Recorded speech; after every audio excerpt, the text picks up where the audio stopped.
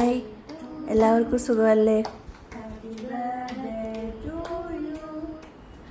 ഇതെൻ്റെ ഇളയ മകളുടെ ജന്മദിനം ആഘോഷമാണ്. വലിയ ആഘോഷമില്ല, ചെറിയൊരാഘോഷമാണ്. ഇന്നാണ് അവളുടെ ജൂൺ 1 അവൾ ജനിച്ച ദിവസം.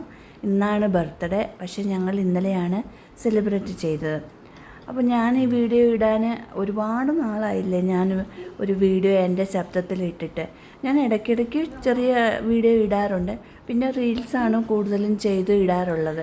അതിന് കാരണം ഇവിടെ പലർക്കും അറിയാമല്ലോ, 2022 എനിക്ക് ഒരു ബ്രെയിൻ സ്ട്രോക്ക് വന്ന് എൻ്റെ റൈറ്റ് സൈഡ് ഫുള്ള്, കൈകാൽ ഫുള്ള് തളർന്നു പോയി, സംസാരമൊക്കെ നഷ്ടപ്പെട്ട് ഒക്കെ അല്ലായിരുന്നു. എൻ്റെ ദൈവം തമ്പുരാൻ ദൈവകൃപയാൽ ഇപ്പോൾ എനിക്ക് ഒരുപാട് സൗഖ്യം തന്നു. ഒരു 90% ഞാൻ ഓക്കെയാണ്. പിന്നെ സംസാരമൊക്കെ വീണ്ടും കിട്ടി. അതിനുശേഷമാണ് ഞാൻ ചെറിയ ചെറിയ വീഡിയോ എൻ്റെ ശബ്ദത്തിൽ ചെയ്ത് ഇട്ടിട്ടുള്ളത്. പിന്നെ കൂടുതൽ റീൽസായിരുന്നു ചെയ്തിട്ടിട്ടുള്ളത്. അപ്പോൾ ഇന്ന് എൻ്റെ ശബ്ദത്തിലൊരു വീഡിയോ, ചെറിയൊരു വിവരണം തരാമെന്ന് കരുതി. അപ്പോൾ എൻ്റെ ചെറിയ മകളുടെ ജന്മദിനമായ ഇന്ന് നമുക്ക് ആഘോഷിക്കാൻ പറ്റിയില്ല. എന്ന് പറഞ്ഞാൽ എല്ലാവരും കോളേജിൽ പോവുകയും ഓഫീസിൽ പോവുകയും ചെയ്യുന്നതല്ലേ. അപ്പോൾ അവധി ദിവസമായത് ഇന്നലെയായിരുന്നു. ഇന്നലെ ഞങ്ങൾ പുറത്തൊക്കെ പോയി അവൾക്ക് വേണ്ടുന്ന സമ്മാനങ്ങളൊക്കെ അവൾക്ക് വാങ്ങിച്ചു കൊടുത്തു.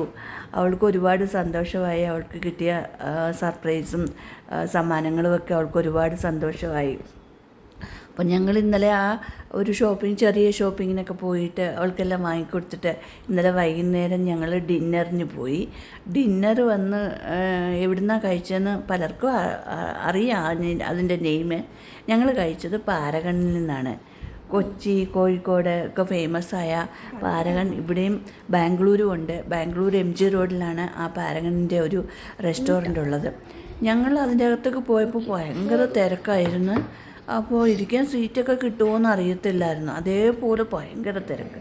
പിന്നെ ഞങ്ങൾ 4 പേരുള്ളതും കൊണ്ട് ഞങ്ങൾക്കൊരു 4 പേരുടെ സീറ്റ് കിട്ടി. ഞങ്ങളവിടെ പോയിരുന്നു, ഭക്ഷണമൊക്കെ കഴിച്ചു. എന്താ പറയുക, അവിടുത്തെ ഭക്ഷണം എന്ന് പറഞ്ഞാൽ പലരൊക്കെ പോയിട്ടുണ്ടാകും, കഴിച്ചിട്ടുണ്ടാകും. ഒരുപാട് തിരക്കിൻ്റെ ഇടയിലും പല ആൾക്കാരും വന്ന് അവിടെ നിന്ന് ഭക്ഷണം കഴിക്കുന്നു. ഒരുപാട് സ്വാദുണ്ട് അവിടുത്തെ ഭക്ഷണത്തിന്. അപ്പം ഞങ്ങളും ചെറിയ രീതിയിലൊരു ഡിന്നറൊക്കെ കഴിഞ്ഞ് അവിടെ നിന്ന് കഴിച്ചിട്ട് ഞങ്ങൾ നേരെ വീട്ടിൽ വന്ന് രാത്രിയിലാണ് ഞങ്ങൾ കേക്ക് മുറിച്ച് ഞങ്ങൾ 4 പേര് സെലിബ്രേറ്റ് ചെയ്തു.